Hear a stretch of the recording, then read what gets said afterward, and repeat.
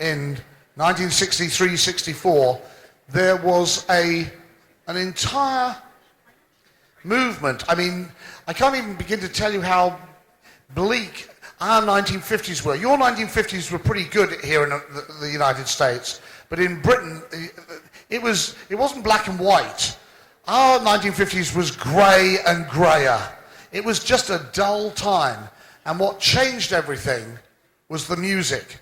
And it wasn't just the Beatles, though the Beatles were always the leaders, but the other new artists that came up at that time, getting music from you guys, from America, and then bringing their own special touch to it.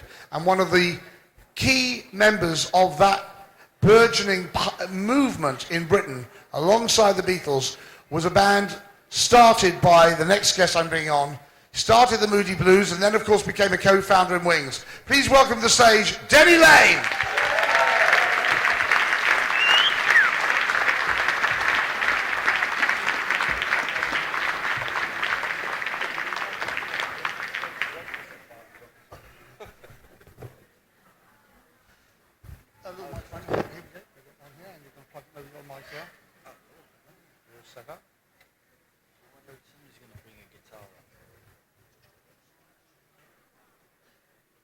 All right. Hello. Good morning, everyone.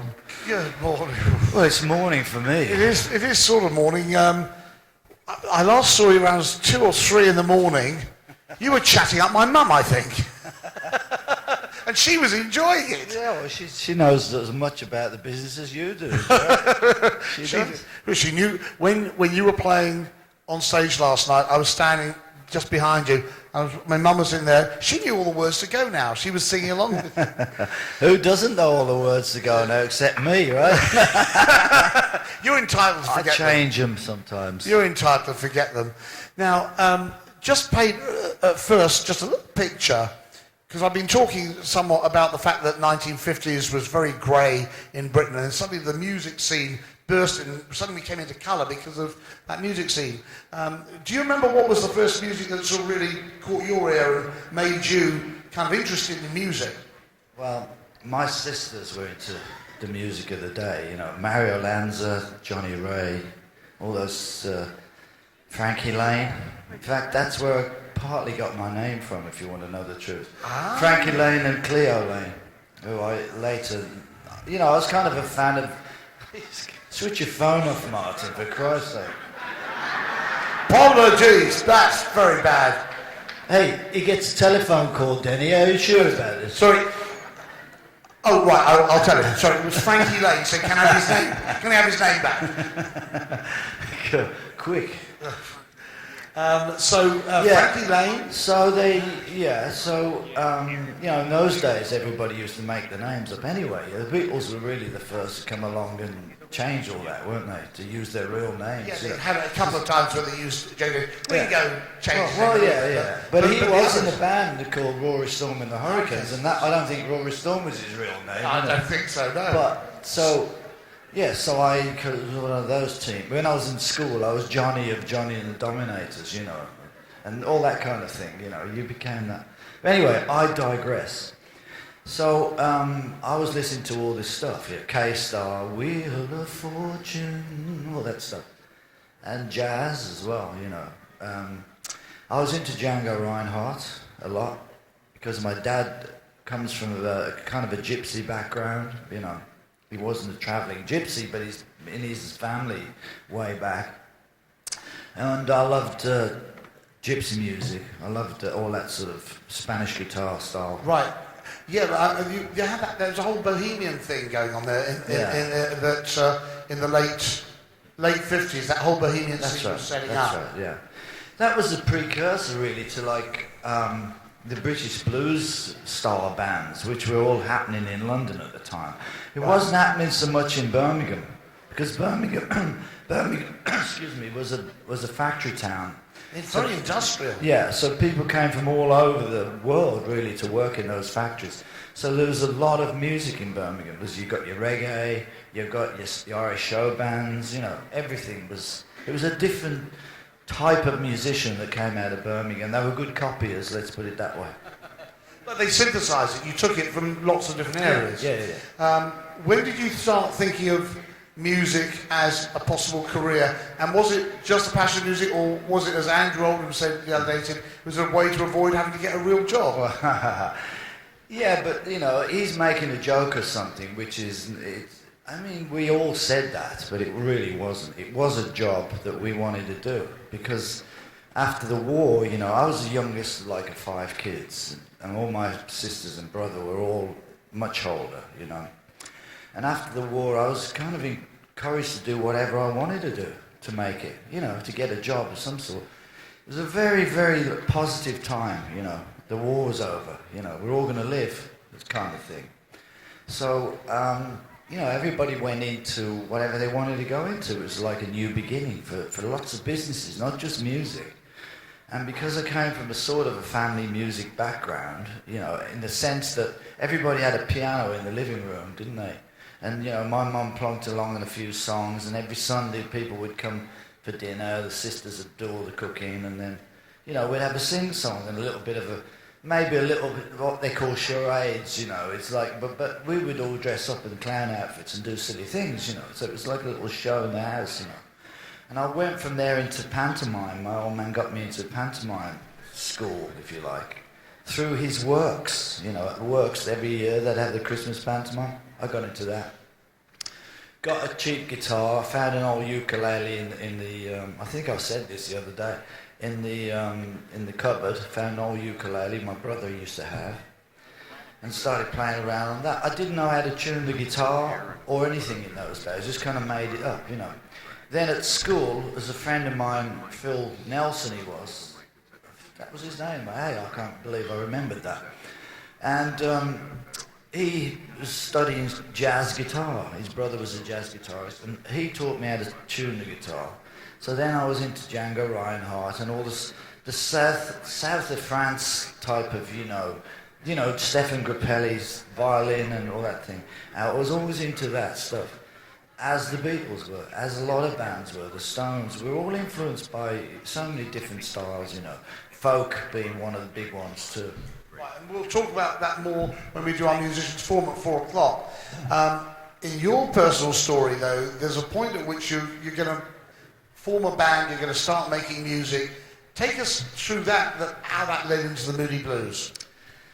Well, like I say, I wasn't going out there looking to put a band together at the time. I started in school, what they call it in England, you're English, what they call it, you know, your first school, infant school. So, and it was just kindergarten.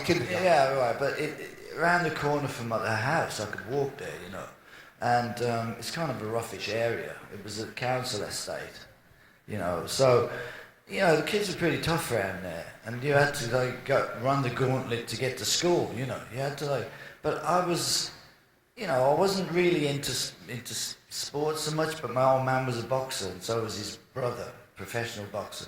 So I went to a little bit of boxing school, and you know, because in those days you had to know how to handle yourself, you know. And then I got in school. I was really into the English literature. All that sort of stuff. And I got into writing a lot of prose, you know, like little essays and stuff like that. And I'd forgotten this, but, you know, a friend of mine years later came up to me and said, do you remember that time they read out your essay in school, you know? And they did. So, you know, I realised then that I was interested in words, you know. And so, but I didn't do really anything with that musically yet. But I did get into, I got a guitar. I learned a few songs, Lonnie Donegan songs, things like that. The first song I ever did, I was 12 years old, was Does Your Chewing Gum Lose Its Flavour on the Bedpost Overnight? Does your chewing gum lose? If I had a guitar, I'd play it, but yeah, in a minute, yeah. But how about that? There we go, here's a little guitar. But, so, I was like 12, and I had like a red glittery shirt with a black, you know, cowboy tie. Uh-oh. I've got a phone call now, I don't believe it. That's Frankie Lane again saying, why are you still using my name? Hang on, I'm going to make this on... Hey, Joe? We're on stage here.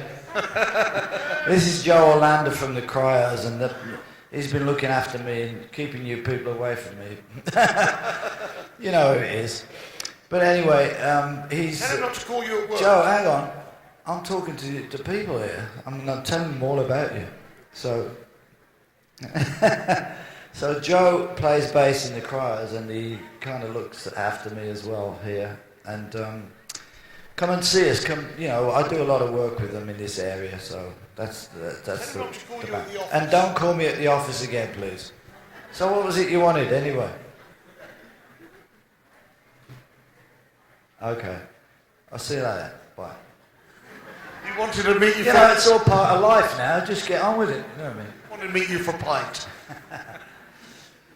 So we're back to Lolly Donegan and his chewing gum. Yeah, and I was that kind of person that wanted to do it on my own, you know. Or I'll hold the mic. Which okay. It'll take a moment. Can we have... Yeah, we'll get Aaron up here. That should be live. Okay. I'm the world's worst roadie, Denny. Let's have Aaron here to help. Thanks very much. There we go. Hello.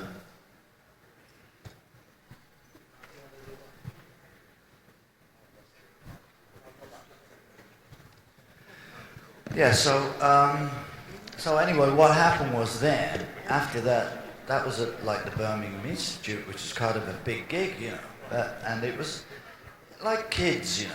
I mean, it's like American Idol when you're younger, you know. I mean, everybody like thinks, oh, is he cute and all this, but it gets harder as you get older, you know that. Tell me. And yeah, so there's a band in school called Barry Hall and the Hepcats, you know, and we were all kind of copying the Bill Haleys and all those people in the style, and a lot of bands in school. I'll give you that one back. So, you know, whatever the song was at the time, you had to learn it. This is what happens. And so I learned a lot of songs. I learned a lot of skiffle songs. I learned a lot of, well, like I say, you know what I mean. Does chewing gum lose its flavour on the bedpost overnight? And your mother says don't chew it, you swallow it inside. Do you catch it on the tonsil, do you get a little left and right? Does your chewing gum lose its flavour on the bedpost overnight? And that's a little bit like, oh man, she's a pretty nice girl, but she doesn't have a lot to say. Yeah. So I mean, that's all that stuff that we all picked up on. You don't have to clap, God. We'll definitely go into some of that more. We'll be here all day if you keep that up. We'll go into some of that more. But that was the stuff that I kind of learnt a lot of different styles. As I say, to get work in Birmingham, you know, you had to know all the different styles of music that was going on, and there's a lot of competition. A lot of people came out of the war and wanted to be musicians, you see. So that was the story. There was a lot of competition, as there was in Liverpool. Indeed. So get us into the Moody Blues. Tell us how that happened. Well, I eventually ended up with my own band called the Diplomats. You know, with the name on the side of the van and all that, until we realised that by having the name on the van, you could get your equipment stolen, which used to happen. To me once, there's a club called the Moat House, and it was sort of all the gangsters that ran it, you know. I came down 4 a.m, all the gear was gone out of the car. So I told somebody upstairs, 10 minutes later it was back. So they'd stolen it, of course. But anyway, so I had this band, and we got to be like one of the top 5 bands in Birmingham. Bevan from ELO, he was the drummer. And Johnny Bonham used to come and watch us at the Wednesbury Youth Centre. Johnny was like a little bit younger than us. And, you know, who knew he was going to be in Led Zeppelin, because he would have, you know. But I mean, he was one of those guys who's very interested in the music. And we did actually he came to live at my house for a little while. They were in England doing some touring in the south. So I lived by the airport in London. And one morning I gets up and he's singing this song, and I said, I know that song. What's that song? He said, you used to do this at the Wednesbury Youth Centre, and it's one of your songs. And I'd forgotten it all completely, yeah. So he was like that. So anyway, we got a little bit of a following around Birmingham with that band to be like one of the top 5 or 10 groups around. So, and then they wouldn't move to London. We even drove to London to the Two Eyes coffee bar because that's where everybody used to hang out, just to look, to check it out. And so, I mean, that was how it was for me. There's nothing going on in Birmingham. There's no record labels, there's nothing. So we went down there, but they wouldn't move. They all had jobs, So I was a little bit, well, what we're going to do here? And then Mike and Ray had just come back from Germany, and they were in a band out there. They'd got, actually I was just looking at the Moody Blues documentary because this is how I remember the story, And they got their visas revoked or something and thrown out the country down there in Hamburg. And then at the time the Beatles were there. So they got to know the Beatles there, you see, at the Star Club. Came back and they wanted me to join them to go back to Germany. And I just said, okay, but the only thing was, we didn't go back to Germany. We put a blues band together. I mean, total blues, Well, I call you, baby, every time you call. Well, I call you, baby, every time I call. I'm making this up. I don't call you back, baby, never at all. That was the Moody Blues at those times, When we did Lead Belly and all that stuff, and Irene Goodnight, and we got quite a good little following doing at a blues club.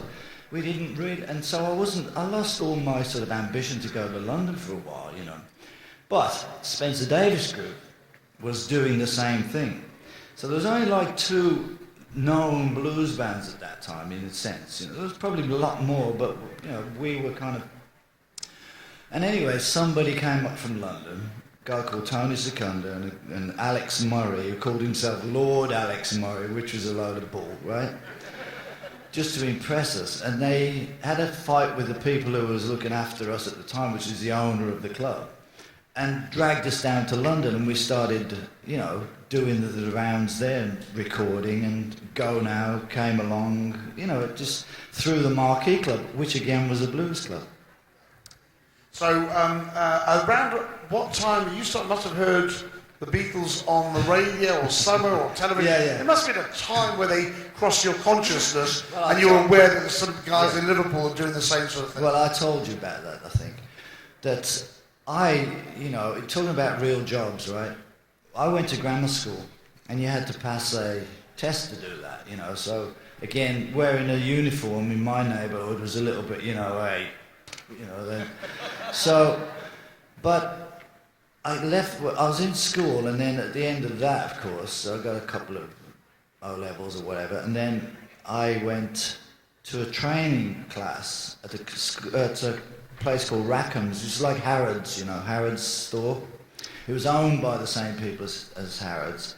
It was the Birmingham version of Harrods. So I was in the music department learning how to buy pianos, actually. There's this huge, big, grand piano section and records that they used to sell on the floor. Hooligan came in one day. The guy who worked there took me down to see Ella Fitzgerald at the local Odeon, and I was, starting to see more people. And a lot of people used to come into that store just to hang out. And so I introduced them to guitars. I said, why don't we sell guitars? So they started selling guitars to these real posh people. And I love me do, I love you, I love the harmonica. I said, that's it. For that, and went professional. I had the band still, Oh, that's it. You'll never make it now because you've turned professional. Asking for trouble. Now I the... just woke up. That's okay. Now, would you like some water? Or No, something I'm a rock else? and roll person. We don't drink water. You're right. Well, actually, we do. I got some coffee. Oh, there you have. You do have a bit of... What's the world coming to, eh? Starbucks. Yeah, so Starbucks is the way to go, isn't it? Apparently, Get your records in there. What's in there? What do you think my name is? W.C. Fields. That's coffee. 100% proof. W.C. Fields joke. They used to put orange juice. Well, he used to have vodka and orange in his golf thing, right? And he'd go around the golf. So trying to stop him drinking, they poured just orange juice in there, and he goes, "Who put orange juice in my orange juice?" See, that's nearly as corny as one of your jokes, Martin. It's almost. Now, tell me, Denny, Moody Blues they become into contact with Brian Epstein. Yeah. Tell us about that.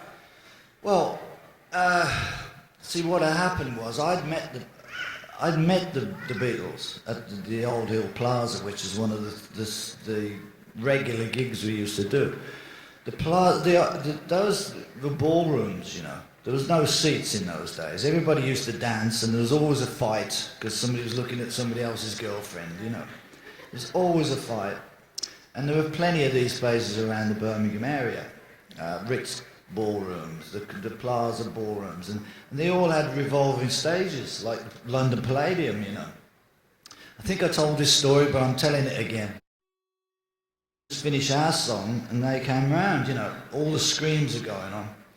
But the roadie, you know, in those days, I mean, there was no monitors or anything like that, just speakers with plugs, you know, leads into them. And they forgot to take the leads out before the stage came around. So the leads just flew out, you know, they pulled out. So the Beatles went on and help, I need somebody, help, you know, whatever it was. And then there's no vocals coming out, but you couldn't hear them anyway because the girls were screaming so much. So that was the first encounters, and we were all in the dressing room, and I think one of the guys asked for one of their autographs, right? And I went, "Get away, what are you doing asking them autographs for, you know? We're in a band as well." You know, it was all like that. It was this kind of friendly competition, but, you know, you know what I'm saying? Everybody was like out to try and beat everybody else to the top, you know. That's the way it was. But we're all actually good friends, and it was a kind of that humour thing mixed with a little bit of, you know, competition. Yeah, Ray Davies talked about the first time he had an encounter with John Lennon backstage, and John was kind of, you know, trying to upstage the Kinks, make sure the Kinks couldn't upstage the Beatles. That's right. And there was, you know, you couldn't have time for sound check. And Yeah. there was a bit of needle going on. But that's what like, schoolboys do, you know, in the playground? Absolutely, Isn't it? A bit of needle. Absolutely, yeah. Well, you're talking about sound checks. We didn't have sound checks. What's a sound check? You're quite right. You know. Any opportunity to actually put your equipment on stage or anything, it was just pretty tight. Now, also, tell us a little bit about Brian, because Brian Epstein, people would love to know more about him. Yeah, well, I was getting to that. The longer way around. So we had this management, you know, and they were very good. They spent a lot of money, but our money on our promotion, obviously. But they did good stuff, you know. We were then the Moody Blues. We'd started at the M&B 5 because there was a brewery called Mitchell's and Butler's Brewery. So we became the M&B 5, but that deal fell through. We didn't get sponsored. So we had to think up a name, and according to Mike Pinder, he thought up the name The Moody Blues, and I sort of said, well, I thought I wanted to call it the blues thing because I like the blues. I forced them to be a blues band, actually, because that's what I wanted to do. So Moody Blues now are doing quite well in the London scene. We had a Moody Blue colour, you know, a fashion thing. They sent blueberry pies to all the DJs. You know, the promotion thing was unbelievable. And that's what Tony Secunda was really good at. And Tony Secunda was also responsible for Mark Bolan, you know, with Denny Cordell. The Move. The Move. Roy Wood, obviously, and you know, plenty of other things that came along. Joe Cocker through them, you know. So they kind of started that whole thing off in London, where we had our own people. We had our own hairdressers, we had our own, you know, tailors. It was all that. Actually, we used the same tailors as the Beatles, Dougie Millings. Dougie Millings, yeah, Dougie. But anyway, and then we would take that to the record label. We were the kind of first indie label, if you like, you know, because we did everything out of house, you know, not in house. Because we didn't think they knew what we wanted. They didn't have the facilities. It's like George Martin was the only guy, really at EMI, that saw the potential in the Beatles. You know, Decca, who we signed with, turned the Beatles down, Dick Rowe. And to save his job, he signed the Rolling Stones. But anyway, getting back quickly, because we'd gone through all this thing, and then there was no money around, we decided to go with Brian Epstein, because now being good friends of the Beatles, who we'd met again in the clubs down there, and everything else that went down, we were just friends, neighbours, this and that.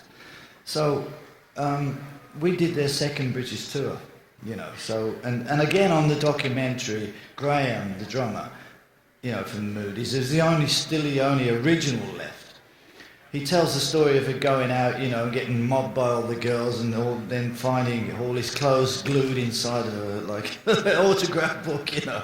And he says that's Moody's never used to put the phases on their albums after the first one or something, because they didn't want to be as famous in the street as the Beatles were, because that was the experience they had. But we don't want to be like that. You can't go out, you're stuck in the hotels, all that.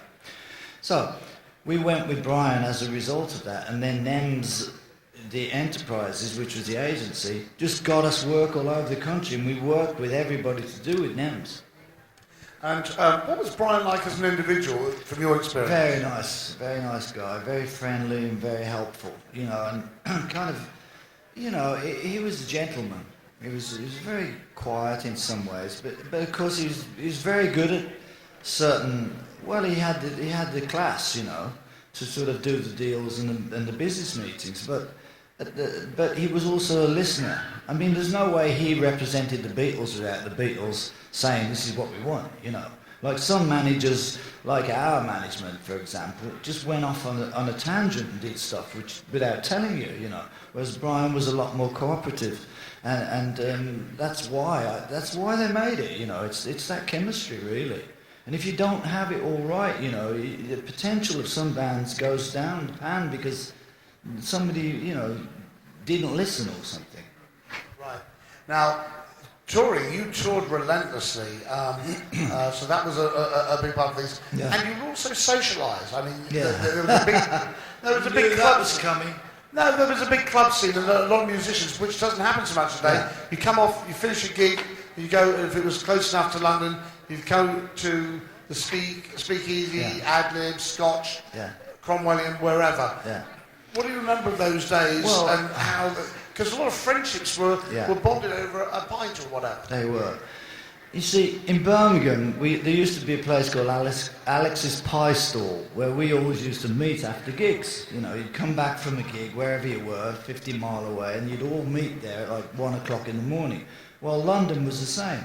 So everybody would come into town, you know, at a certain time, and then go to these clubs, and the Speakeasy, Blazers, you know, Bag of Nails, all these things were all the musicians' club. And some of us even had our names on the seats, you know what I mean? And the Scotch of St James, for example, was next to the gallery which Peter Asher was running at the time, called Indica. Indica with John Dunbar. Where John met Yoko, that thing. So it was all like that little area. And we went and saw a lot of people. Like me and Paul, for example, went to see Dylan and the Byrds and people like that, who came into town. I think I said this the other day, so I won't go over it again. But that's what used to happen, and as a result of being in the clubs and hanging out with people and talking music, you know, and listening to music. I mean, for example, Jose Feliciano started, or he came to the Scotch of St James, and it was packed out with musicians, you know. And if they like him, he's going to be a star. That's the way it was. And a lot of people came to those clubs purely to be seen by the British musos, you know. So that's what used to happen. Then there'd be a lot of jamming going on and all that kind of stuff, you know. So we were friends, basically. And everybody knew so many songs from doing all that kind of work in the past, you know. It was good fun, you know. You could sit down and harmonise, like we do here sometimes, like last night, really. I mean, you know, at the end of the night, what's he doing? What are we doing now? Oh, all right. You know, and then you just busk through it, but that's what it was like then too. And I met everybody, Eric Burden and the Animals, and, you know, all those people, Yes, and you name it, the bands that were Rod Stewart and Jeff Beck and all those people, you know. So they're all still my friends still now, you know. Right. Yeah. Now, in among the Beatles, who did you feel the most natural affinity with having a drink or spending time with? Well, George was my first friend because he was local to where we lived. You know, we had a communal house which we all had these parties in every weekend. Whereabouts was that? It was in Roehampton, and it was not far from, you know, Kingston Park. It was the big, you know, suburb, and it was quite posh, you know, all that sort of thing. But our landlord was an Indian gentleman. You know. And he used to make great curries, you know. We'd come back at the end of the night of a gig, and the house would smell of curries. He'd leave them on the stove for us, you know, all that sort of thing. But anyway, George lived down the road with Patty in Isha, and I used to go around there quite a lot and just, you know, again, play, borrow a guitar once in a while, that kind of thing. But yeah, he was my first kind of real friend. But prior to that, I'd been in London a lot. I was more of a townie than the other guys. I'd go into town more, let's put it that way, and I'd stay in town. And then I'd go out sometimes with Paul and Jane, and we'd go to whatever, you know, Playboy Club, do a bit of gambling or whatever, just kind of socialising on the London scene, because Paul was the only Beatle that lived in town at that time, you know. He bought that house in St John's Wood right then and there, you know, so that was a wise move, actually. But when you're in London, you get to see what's going on, you know, and that's why he was there. And Paul really did have that more of a sort of a taste for absorbing different cultural things. Well, yeah, that's what... You see, Paul was a very kind of communicative person then. We were talking about it the other day jokingly, but it's true that he was always trying to sell songs, you know. And he even tried to sell us. You know, those were the days, you know, which he gave to... But it wasn't his song, but he just felt it would be a good song for us to do. And he'd be standing at the side of the stage, and we were on stage, like, doing, you know, in that tour we did. And he'd come off and he'd say, "There's a song, you got to do it." He'd